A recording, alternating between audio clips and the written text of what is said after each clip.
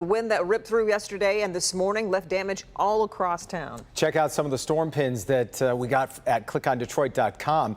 Started in Monroe, where JD sent us a pic of an uprooted tree coming within just feet of the house there.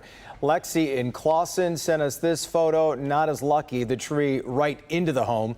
Then take a look at this tree in Waterford that fell and took up the sod with it there. Just awful to see. Now to Berkeley, where Larry Spruill joins us, and I'm sure the buzz of chainsaws has been in the air all day there, Larry. Well, Jason and Kimberly, that sound was heard loud and clear in this neighborhood here in Berkeley, but the crews just left. But let me show you the damage. You see this large tree right here. You can see where it was ripped out of the ground and then landed right on top of the roof right there. The emergency crews tell me that it left a lot of damage. Take a listen. Livio Trogiani with Mick and Dago Tree Service says his team worked overnight and all day Thursday removing this large tree from on top of this home on Kenmore Street in Berkeley. The tree fell during the storm Wednesday night. There's about half a dozen holes up in the roof. Some are worse than others. Livio says they had to rush but be careful at the same time. No, we just took a branch at a time.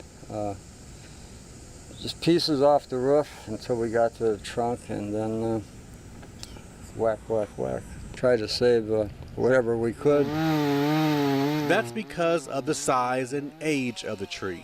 It probably was roughly around 90 feet tall. It's been here longer than we've been alive, so. Livio says the last few weeks have been busy for his team because of the flooding and strong winds. He's been removing tree after tree. 40, at least 40. And that's just the beginning.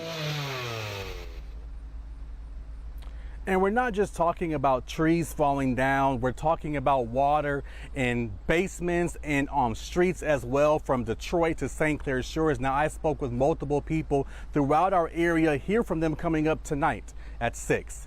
We are live in Berkeley tonight. Larry Spruill, Local 4. All right, Larry.